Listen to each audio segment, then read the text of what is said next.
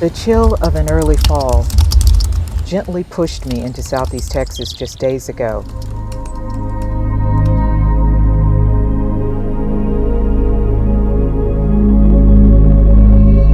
As I drove from Dallas through quaint little towns, past towering pines, I reminisced about my first haunting drive along Huff Creek Road and to the place that forever changed me, Jasper, Texas.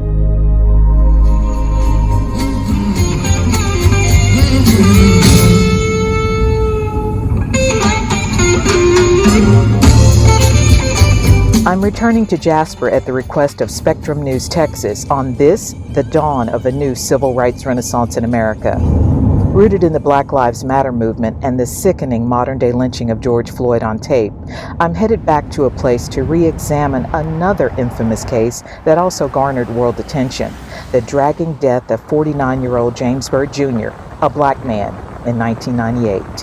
This was the road where his body was found.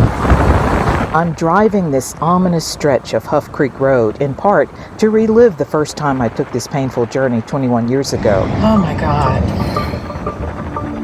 Back then, as a radio reporter, I covered the trial of the most notorious of the three white men charged in James Byrd's horrific dragging murder. Along the way, I reluctantly retraced the carnage of those 3 miles of unimaginable hate, beginning with the desolate dirt road where Byrd was chained to the back of a pickup, dragged nearly a mile through every rock, every branch, and to the coarsely paved Huff Creek Road for another 2 miles of torture and unmerciful death. I still get chills riding through here, no matter how many times I do it, how many times I bring loved ones to Huff Creek Road and show people where Mr. Byrd was dragged for 3 miles. And it was also 2 decades ago on my drive into Jasper that John Lee Hooker blasted my blues away. His song, The Healer, became my Jasper melody. Heal me, he can heal you. Yeah, the blues is a healer. Hello? Knock, knock. Once in town, I stop at the Belgium Hotel, where I've stayed many times. Do you have a room for a dusty traveler? You don't have a room for Joyce King? The owners, Pat and David Stiles, are not expecting me. I have to see you. How are you? I'm all right. Oh my God. How are you doing, sweetie? Hello. Hi, David. How are you?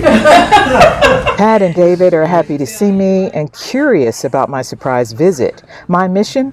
To find out if the wounds of racial strife, both in Jasper and nationwide, can heal. Jasper knows all too well about racial division and how it descended on their town during the trial. I think you have to teach it, you have to share it, you have to talk about it so that people are able to heal and move forward and say, never People again. still talk about it. Never Yeah. again is right. Never again. And that filth that come out of them Ku Klux Klan and them other ones, the black ones, New Black Panthers. that they're filth. Oh, you mean the people that protested Yes, right they're- before the trials? them Right. people are filth. Across the street from the hotel is the Jasper County Courthouse, where 2 of the 3 murder trials took place. The 6 sisters of James Byrd, they sat on this front row every day. Oh, wow. This is the media room? This is the first time since the 1999 trials that I have been escorted through the courthouse and courtroom, where I witnessed history and enjoyed amazing camaraderie with reporters from around the country. But this is the media room, one of whom I look forward to reconnecting with. Hey, come on in. How you doing? Local radio legend Mike Lout was the first journalist to report the gruesome discovery along Huff Creek Road that June morning in 1998. Lout initially thought it was a tragic accident. But 24 hours later, 3 men, 2 of them homegrown, are in jail for a hate crime that would tragically define Jasper for years to come. Where do you think race relations are now in Jasper and in the rest of the country? I think they're worse. Wow. How so? I just see more division in this country. I want to ask 1,000 questions.